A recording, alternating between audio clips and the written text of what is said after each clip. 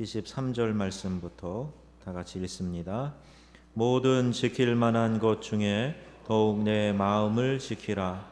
생명의 근원이 이에서 남이니라. 구부러진 말을 내 입에서 버리며 비뚤어진 말을 내 입술에서 멀리하라. 아멘.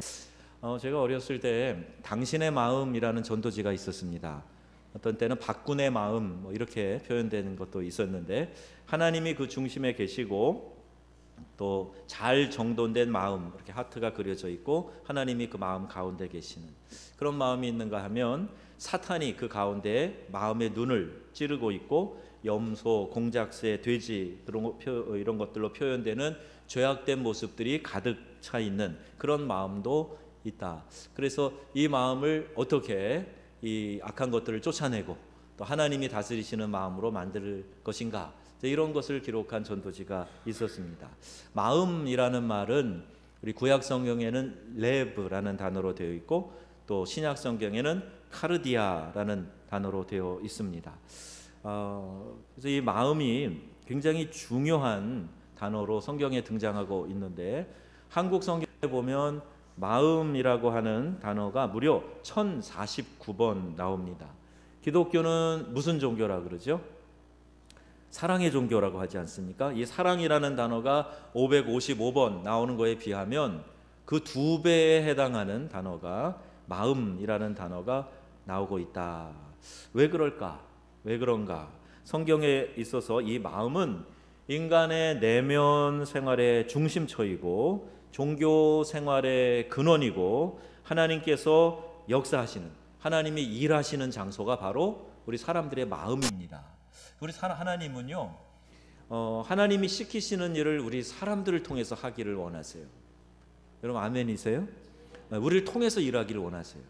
그 전도하는 것도 사실 하나님이 하늘에서 그냥 신령한 신비한 음성 한번 들려주시면 다 그 앞에서 벌벌 떨고 하나님 믿고 했을 거예요. 근데 그렇게 안 하시고 전도에 미련한 것으로 믿지 않는 자들 구원하시는 걸 기뻐하셨다. 그리고 그 전도의 사명을 누구에게 맡기셨다고요?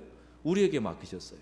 천사도 흠모하는 그 전도의 사명을 우리에게 맡겨주셨단 말입니다. 그리고 하나님이 일하시는 곳은 어디냐? 우리의 마음속에서 일하시는 거예요. 우리의 심령에서 일하세요. 그래서 우리에게 용기를 주시고 사명을 불어넣어 주시고 은혜 받게 하시고, 그리고 우리가 나가서 하나님이 시키시는 일을 하기를 원하고 계시다는 거예요. 그래서 우리의 심령은, 우리의 마음은 하나님이 일하시는 장소예요. 또 이 마음 속에서 우리의 윤리적인 태도와 행위가 결정되고 있습니다. 다 우리의 생각에서부터 나오는 거예요.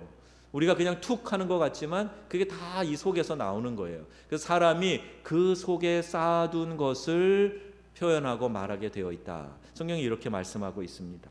히브리인에게 있어서 이 육체적인 능력과 정신적인 능력의 구별이 정확하게 되어 있지 않습니다. 이 마음을 인간의 최고 내부에 있는 것으로 이해하고 그것이 감정적, 의지적 힘뿐 아니라 육체적인 힘의 근원, 또 지적 능력의 터, 이렇게 표현되어져 있어요. 그러니까 모든 게 다 이 마음에서 나온다. 육체적인 거나 정신적인 거나 이게 다 마음에서 나온다. 이렇게 이해하고 있습니다. 뿐만 아니라 하나님에 대한 신앙도 마음에서 행해지는 것이다. 이렇게 생각되고 있습니다. 성경은 이런 의식을 배경을 가지고 있고 이것을 우리의 마음이라고 이야기합니다. 자, 여러분 어떻습니까? 여러분은 여러분의 마음을 잘 지키고 계십니까? 왜 마음을 잘 다스려야 할까요? 어떻게 하면 마음을 잘 지킬 수 있을까요? 오늘 말씀을 통해서 이 질문에 대한 대답을 좀 찾아보려고 합니다. 자, 마음이 결정한다 그랬어요. 마음이 뭘 결정합니까? 여러분의 마음이 뭘 결정합니까? 굉장히 중요한 것이 있는데, 우리의 생사를 마음이 결정합니다. 아니요, 어떻게 그게 마음이 결정하나요? 상황이 결정하고 그러는 거 아닌가요? 환경이 결정하는 거 아닌가요? 아니요, 마음이 결정한다고 말씀하고 있어요. 성경이 무릇 지킬 만한 것 중에 더욱 내 마음을 지키라. 생명의 근원이 이에서 남이니라. 23절 말씀하고 있습니다. 생명의 근원이 어디에서? 마음에서 난다는 겁니다. 그러니까 내 자신이 살고 죽는 것 어디에 결정에 달렸다? 마음의 결정에 달렸다는 겁니다. 절대 상황이, 환경이 우리를 지배하는 게 아니라 마음이 지배하는 거예요. 그 상황과 환경에 내가 눌려서 마음이 바뀌었기 때문에 그렇게 행동하고 말하는 거예요. 그러나 어떤 상황이 주어져도 마음을 지키면 그 상황을 다스릴 수가 있고 환경에 지배되지 않을 수 있다는 말입니다. 제가 대학에서 심리학 공부를 할 때 빅터 프랭클이라는 사람이 쓴 작은 책을 읽고 독서 보고를 냈어요. 죽음의 수용소라는 책입니다. 유태인인 그가 이 독일의 유태인 수용소에 갇혀 있는 상황 속에서 본 거예요. 그리고 사람들이 그 마음을 잘 지키고 살아야 되겠다라는 의지를 갖고 있는 사람은 살더라는 거예요. 근데 마음이 약해져 갖고 마음이 무너진 사람은 그렇게 죽어가더라. 그래서 강렬한 삶의 의지를 갖고 있는 사람들이 살아나는 모습을 보고 그가 나중에 이제 전쟁이 끝나고 로고테라피라고 하는 그런 심리학 이론을 발표를 합니다. 얼마 전에 영화 터널이 있어요. 터널 보신 분들 계실 텐데 이 터널과 비슷한 내용이 몇 해 전에 있었습니다. 지하 700m 캄캄한 구리 광산에 무려 70일 동안 갇혀있던 칠레의 광부들이 있었어요. 33명이나 70일 동안 갇혀 있었어요. 생존에 대한 불안 속에서도 그들은 마음을 지켰습니다. 그리고 반면에 아직도 많은 이들이 스스로 자기들의 삶을 포기하고 목숨을 끊는 일도 있습니다. 참 어려운 상황 속에서도 이렇게 땅속에 매몰돼서 갇혀있는 그런 상황 속에서도 마음을 지킨 사람들은 그 수명을 더 연장해 가다가 결국에는 구조되는 일을 갖게 되는데 마음이 무너진 사람들은 일찍 죽어버리고 말더라는 겁니다. 이 세상에는요 살리는 일과 죽이는 일이 있어요. 칭찬과 격려는 사람을 살리는 말이고 악성 리플과 같은 글과 저주의 말은 사람을 죽이는 일입니다. 그래서 본문 24절에 구부러진 말을 내 입에서 버리며 삐뚤어진 말을 내 입술에서 멀리하라 이렇게 말씀하고 있어요. 구부러진 말, 삐뚤어진 말 이것은 사람을 살리는 게 아니기 때문에 그 대상도 죽고 그 말을 하는 자기 자신도 죽기 때문에 하지 말아라 이렇게 말씀하고 있는 겁니다. 의욕을 잃어버리게 합니다. 분노가 일어나게 만듭니다. 낙심하게 합니다. 이것이 말에 주는 폐해예요. 사람을 살리는 말로도 사용할 수가 있어요. 사랑, 사람을 살리는 것이고 미움, 이것은 사람을 죽이는 것입니다. 그래서 주님은 형제에게 노하는 자마다 심판을 받게 된다 이렇게 말씀하신 겁니다. 요한일서 2장 9절에 보면 빛 가운데 있다 하면서 그 형제를 미워하는 자마다 살인하는 자니 살인하는 자마다 영생이 그 속에 거하지 아니하는 것을 너희가 아는 바라 이렇게 말씀하고 있어요. 여러분 우리 그리스도인들은 주님이 우리에게 맡겨주신 사명 잘 받들어서 살리는 사역을 해야 되는 사람인 줄로 믿습니다. 그래서 우리의 말로 사람을 살려내야 돼요. 또 우리의 도움의 손길을 통해서 사람들을 살려내는 겁니다. 이 땅에서만 살리는 것이 아니라 영원한 생명으로 살려내야 하는 것입니다.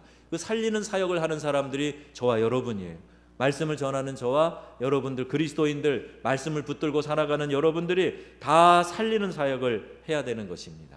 우리 가정에서도 살림하는 주부들 이야기해요. 가정에서 하는 일을 살림이라고 하지요.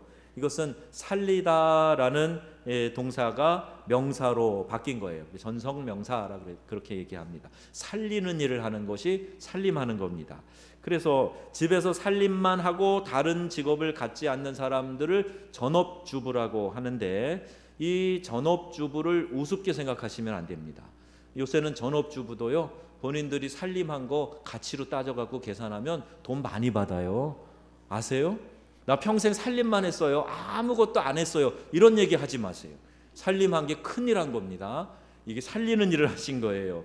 그래서 직업을 가진 여성이 더 능력이 있고 전업주부는 뭔가 부족한 것 같다 이런 생각을 하는 분들이 종종 있는데 특히 제가 있던 프랑스에 가면 대부분 그런 생각을 하는데 또 사회적으로도 그렇게 압력을 행사하고 있는데 아직 우리 한국은 그래도 좀 덜하죠. 프랑스만 해도 남편이 이제 뭐 아기 낳고 좀 키우고 놓으면 아기가 얼마 크지도 않았어요. 근데 왜 나가서 일 안 하지? 이렇게 눈치를 줘요. 그래서 가서 막 일해야 되고 그리고 자기가 쓴 건 자기만 쓰고 막 이러는 일들이 많은데 우리 대한민국 좋은 나라입니다. 아직까지는 일 안 해도 남편분들이 그렇게 생각 안 하잖아요. 오히려 나 혼자 벌어서 가정을 부양한다, 이걸 자랑스럽게 생각하시잖아요. 아내는 애들 잘 돌보라고, 살림 잘하라고. 우리 대한민국의 남자들 정말 멋있는 남자들이에요. 예, 한번 옆에 있는 분에게 멋있습니다, 한번 얘기 좀 한번 해주세요. 대한민국의 남자들 참 멋있습니다. 저 그렇게 생각해요. 그래서 여성분들이 살림을 잘 할 수 있도록 그렇게 배려해주고 그렇게 하는 게 얼마나 좋아요. 나는 캐리어 우먼 되고 싶다. 그래서 막 밖에서는 쟁쟁한데 막 상도 받고 막 그러는데 집안 살림 엉망으로 하는 분들이 있어요. 자녀 키우는 거, 또 먹거리 준비해서 가족이 좋은 음식 나누는 거, 이런 살림 팽개쳐 놓고 정작 남편과 아이들은 피폐해지게 만드는 이런 일 해서는 안 됩니다. 시간이 없어서 살림을 하기 어려우면 일을 좀 나눠서 할 수는 있어요. 그렇죠? 우리 주방에도 오늘 다니엘 3 남전도회가 3명이 들어가가지고 막 설거지를 해야 되는데 얼마나 감동이 되는지 참 좋더라고요. 교회 살림도 나눠 할 수 있어요. 예, 그런데 본질적으로 가정에서 살림을 책임지는 아내의 역할, 이거 소중하게 여기셔야 되고, 남편분들도 내가 열심히 벌어서 부양할 테니 아내들 살림 좀 잘해달라, 이런 부탁하는 거 참 멋있는 것 같습니다. 자, 그리고 이 살리는 일과 죽이는 일 모두 우리의 말과 행동 가운데서, 그래서 결국 그 근원을 따져보면 우리의 마음속에서 나온다 하는 것을 알아야 됩니다. 자, 이것이 첫 번째 우리가 생각해야 될 것이에요. 생사를 결정하는 것, 살리고 죽이는 것, 마음속에서 나온다. 두 번째, 이 마음이 그렇게 중요한 이유가 행동을 결정한다는 겁니다. 역대하 6장 30절, 주는 계신 곳 하늘에서 들으시며 사유하시되 각 사람의 마음을 아시오니 그의 모든 행위대로 갚으시옵소서. 주만 홀로 사람의 마음을 아심이니이다 그랬어요. 우리가 겉으로 표현하지 않으면 사람들은 속을 수 있어요. 예, 물론 그것도 오래 가지는 않습니다. 그런데 그래도 살짝 속일 수 있어요. 하나님은 중심을 보시는 하나님이시기 때문에 그 마음에 품은 생각대로, 그의 행위대로 아시고, 그래서 하나님께 그것을 신원하시도록, 하나님이 그 마음에 품은 악한 행위대로 보응하시도록 그렇게 간구하는 거예요. 마음을 아시니까 행위대로 갚아달라. 즉 마음에서 모든 행위가 나온다, 이렇게 볼 수가 있는 겁니다. 잠언 11장 20절에 보면 마음이 삐뚤어지고 잘못된 사람은 여호와께서 미워하셔도 행실이 올바른 사람은 여호와께서 사랑하신다 그랬어요. 현대인의 성격인데 뭔가 좀 논리적으로 안 맞습니다. 보세요. 앞에는 마음이라 그러고 뒤에는 행실이라고 그랬어요. 이게 대칭이 되려면 앞에 뒤에가 동일한 단어가 사용돼야 되는데 다르게 사용되고 있습니다. 이 말은 더 깊은 의미가 있습니다. 즉 마음이 곧 행동을 나타낸다 그거예요. 그래서 마음과 행동이 다르지 않다는 뜻입니다. 마음에 품은 그것이 행동으로 나타나는 것이다. 이것을 더 강조하기 위해서 이 다른 단어를 사용하고 있는 겁니다. 마음은 안 그런데 왜 저렇게 행동하는지 모르겠어. 이런 얘기도 종종 하죠. 예, 물론 어떤 상황에서는 그 말이 맞을 수 있으나 대부분 마음에 그렇게 품었기 때문에 그런 행동이, 그런 말이 나오는 겁니다. 무슨 사춘기 반항아도 아니고 사람은 마음에 품은 생각이 행동으로 나타나게 되어 있어요. 늘 음담패설하는 사람은 마음에 그런 것들이 가득 담겨져 있는 사람입니다.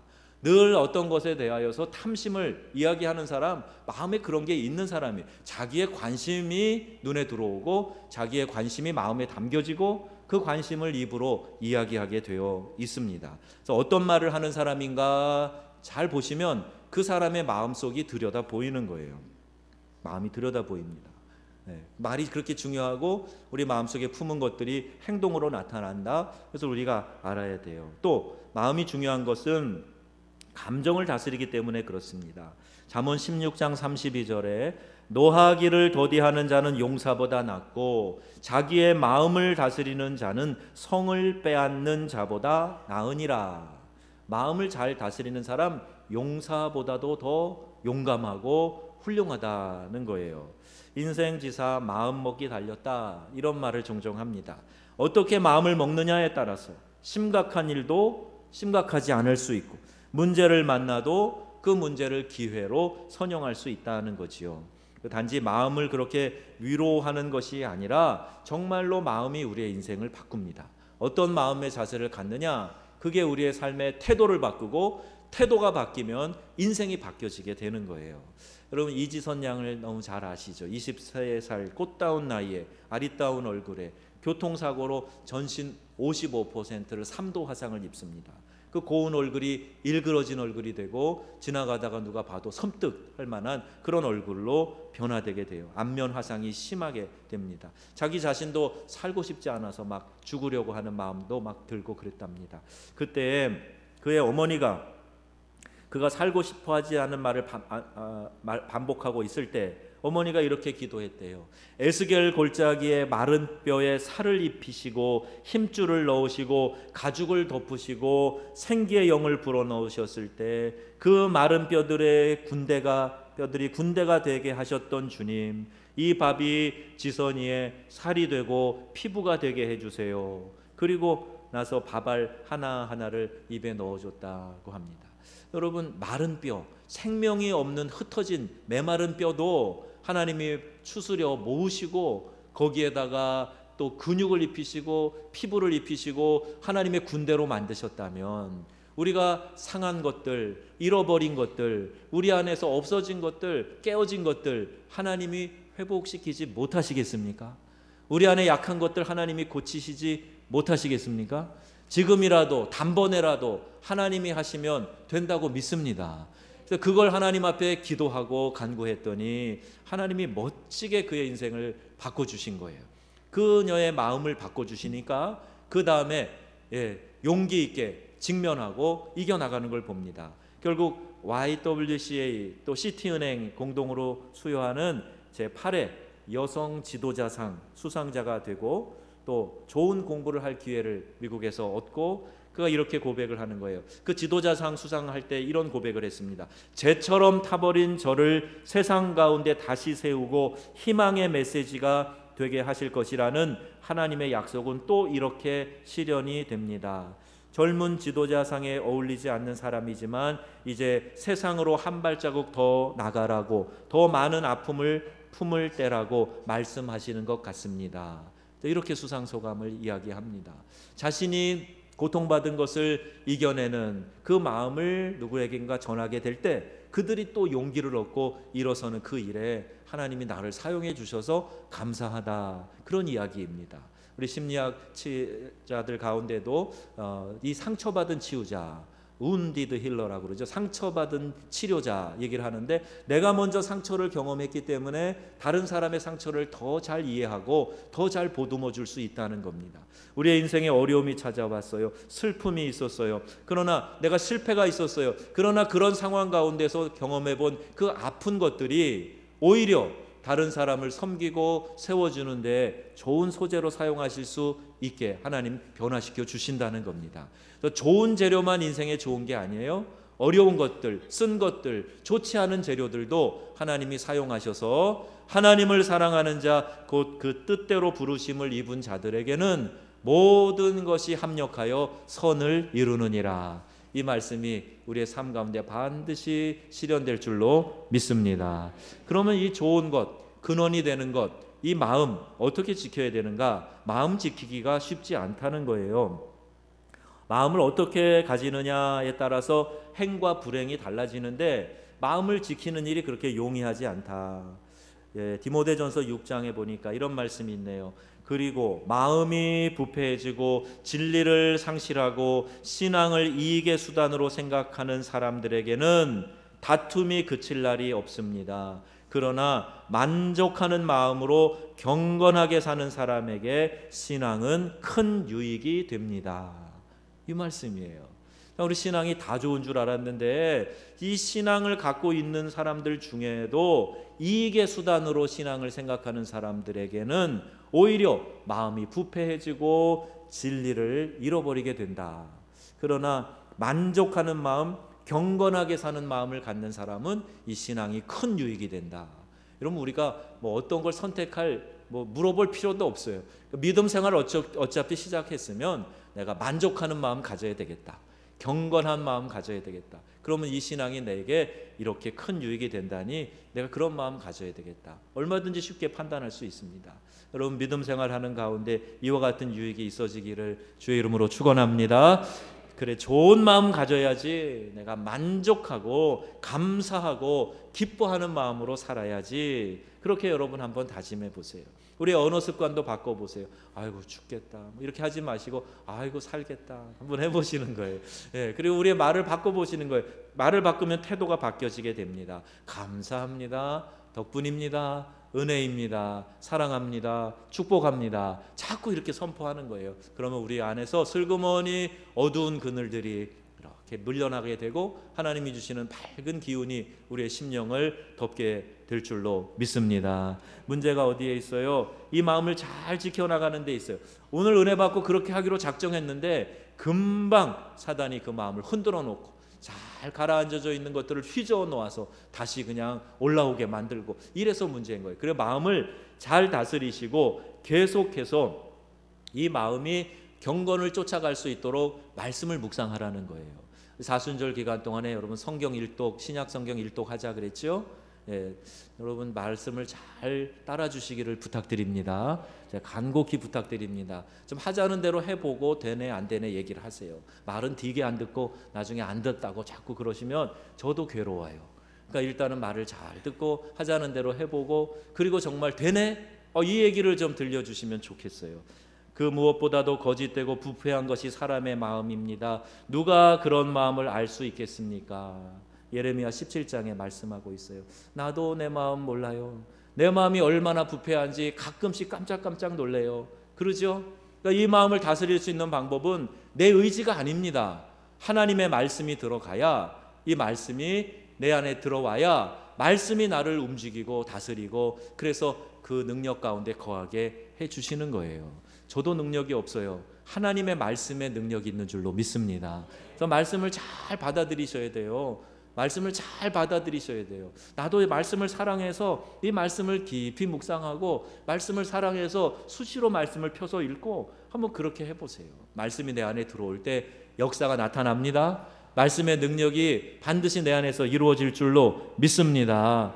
자기 자신의 마음을 제어하기 어렵지만 하나님이 함께 하실 때, 하나님이 역사하실 때 그때 내 마음에 걸려있는 질병이 고쳐지고 내 마음속의 문제들이 해결되게 되고 내 상처가, 마음의 상처가 치유되게 되고 그래서 마치 약을 먹듯이 하나님의 약, 신약과 구약이 들어가면 그 말씀이 내 안에서 역사하게 되는 거예요. 언약의 말씀이 내 안에 들어오면 약처럼 이 안에서 역사하게 된다. 그래서 빌립보서 4장에 아무것도 염려하지 말고 오직 모든 일에 기도와 간구로 여러분이 필요로 하는 것을 감사하는 마음으로 하나님께 말씀드리십시오. 그러면 도저히 상상도 할 수 없는 하나님의 놀라운 평안이 그리스도 예수 안에서 여러분의 마음과 생각을 지켜줄 것입니다. 현대인의 성경이에요. 예. 도저히 상상도 할 수 없는 하나님의 놀라운 평안이 여러분의 마음과 생각을 지켜줄 것입니다. 뭐가요? 하나님의 말씀이 그렇게 해주신다는 거예요. 내 마음 그리스도의 집이라는 책이 있습니다. 우리 제자훈련할 때 읽는 필독서 중에 하나예요. 이 적극적인 방법으로 몸이 아플 때 치료하는 것처럼 평소 건강관리 잘하는 것 굉장히 중요하죠. 내 영혼을 건강 체질로 바꿔가는 것이 중요합니다. 예, 늘 막 몸을 굴리다가 뭐 체온 관리 잘 안 하다가 자꾸 감기 걸리고 그 감기를 고치고 이거보다는 평소에 관리 잘해서 안 걸리게 하는 게 낫지요. 자, 여기 보시면 에베소서 3장에 이런 말씀이 있어요. 은혜가 풍성하신 영광의 하나님께서 성령님을 통해 여러분의 속사람을 능력으로 강하게 하시고 누굴 통해서요? 성령님을 통해서 어디를? 우리의 속사람을 능력으로 강하게 하시고 믿음으로 그리스도께서 여러분의 마음에 계시게 하시기를 기도합니다. 예, 그리스도께서 내 마음에 계시게 기도하는 거예요. 나도 기도해야 되고 다른 사람을 위해서도 기도해야 됩니다. 공동번역에는 여러분의 마음속에 들어가 사실 수 있게 하여 주시기를 빕니다. 이렇게 되어 있어요. 성령님이 내 안에 들어오셔서 내 안에서 자유롭게 활동하시도록 하는 것, 예, 이것을 위해서 기도한다 하는 겁니다. 요한복음 14장에 보면 나를 사랑하는 사람은 내 말을 지킬 것이다. 그리고 내 아버지께서도 그를 사랑하시며 아버지와 내가 그에게 가서 그와 함께 살 것이다 그랬어요. 하나님의 말씀을 잘 지키는 사람에게 하나님이 가셔서 그와 함께 살겠다 이렇게 말씀하고 계시는 거예요. 여러분 오전에 선택하셨죠? 진이가 아니고 주님을 선택하셨죠? 예, 주님의 특징은 뭐라고요? 램프로 쏙 들어가는 게 아니라 우리와 함께 계시는 것이라 그랬어요. 주님은 그걸 원하십니다. 여러분 주님과 함께 살면은요 놀라운 역사가 일어날 줄로 믿습니다. 그래서 주님이 그래서 우리와 함께 살자고 그러시는 거예요. 우리에게 내가 뭘 해주랴 그럴 때 저는 주님이면 됩니다. 저와 함께 살아주시면 됩니다. 아 예수님 한 분이면 다 됩니다. 주님 저와 함께 계셔주세요. 이것이 우리에게 최고의 기도고 축복인 줄로 믿습니다. 놀랄만한 기독교 교리 가운데 하나는 예수님께서 성령의 임재를 통해서 실제로 그리스도인들의 마음에 들어오시고 그 안에 안주하신다는 거예요. 내주하시며 우리와 함께 계신다는 겁니다. 아니 이런 하나님이 어디 계세요? 창조주 하나님이 피조물인 우리의 각자의 심령에 오셔서 함께 거하고 계신다. 이건 사랑 아니면 될 수 없습니다. 여러분 정말 사랑하는 사람하고는 헤어지기 싫지요? 같이 있고 싶잖아요. 10시간을 만나 수다를 떨어서도 데려가서 집에서 자면서 또 얘기하고 싶잖아요. 그러죠? 우리 교회는 저를 그렇게 사랑하는 분이 한 분도 안 계시는 것 같아요. 오기를 굉장히 부담스러워 하시는 것 같고. 그런데 우리 주님이 우리랑 원하시는 교제의 방식이 그런 겁니다. 평생 우리와 계속 같이 있고 싶어 하시는 거예요. 내 마음속에 들어오셔서 나와 자꾸 얘기하고 싶어 하시는 거예요. 우리는 그냥 소원만 탁 빌고 하나님이 그냥 지니처럼 탁 해결해 주고 그냥 평소엔 잠잠히 계셔도 좋겠는데 그게 아니란 말이에요. 그래서 여러분 주님이 기뻐하시는 대로 살아가시면 하나님의 은혜가 넘쳐나게 되는 겁니다. 사단이 우리를 넘어뜨리지 못해요. 시험하지 못해요. 우리를 어찌하지 못합니다. 왜? 주님이 우리와 함께하고 계시기 때문이에요. 아까 말씀드린 그 책에 보면 내 마음 그리스도의 집 보면 이 마치 방문자에게 집을 소개해 주는 것처럼 주인이 이야기를 하는 거예요. 주님 저의 마음이 주님의 것이 되기를 원합니다. 그리고 이 집의 모든 것을 당신의 것처럼 사용하시길 원합니다. 당신께 이 집을 구경시켜 드리고 몇 가지 특징도 소개해 드리지요. 그래야 당신이 마음을 푹 놓으시고 저와 더 풍성한 교제를 가지실 테니까요. 이렇게 이야기를 합니다. 그리고 서재, 주방, 거실, 작업실, 오락실, 침실, 벽장 다 열어서 보여드립니다. 그리고 그분의 뜻에 따라 각 방이 어지러진 것들을 새롭게 정리하고 먼지를 제거하고 잘못된 것들을 고치는 일을 합니다. 그러나 여전히 다시 먼지가 쌓이고 다시 어질러지는 것을 발견하고 끝내 이 집주인이 그 집 전체를 하나님께 명의 이전하는 것으로 결론을 짓게 됩니다. 이제 이것은 주님의 집입니다. 내 마음이 아니라 이건 주님의 것입니다. 이렇게 얘기하는 거예요. 주님이 거하시는 주님의 성전이 되었습니다. 이 이야기와 같습니다. 주님 지금까지는 당신이 손님이고 제가 주인이었습니다. 그러나 이제부터는 제가 종이 되겠습니다. 당신이 저와 이 집의 주인이 되어 주십시오. 자, 이것이 그리스도의 제자가 되는 겁니다. 여러분이 이 단계로 나아가실 수 있기를 바랍니다.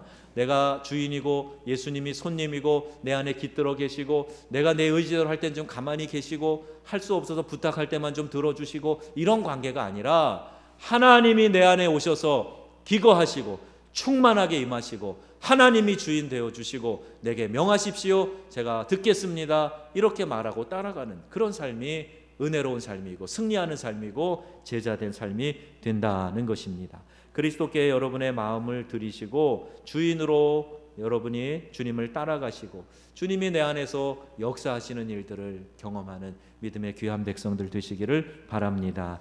그 말씀의 결론입니다. 내 마음에 주님이 함께 계실 뿐만이 아니라 그분이 내 마음의 중심에 계시는 주인으로 계실 때 비로소 우리의 삶이 균형이 잡히고 행복과 만족 가운데 살아갈 수 있습니다. 이것이 성도가 마음을 지키며 살아가는 삶의 방식인 것입니다. 주님께서 저와 여러분의 마음을 지켜주시기를 우리 주 예수님의 이름으로 축원합니다.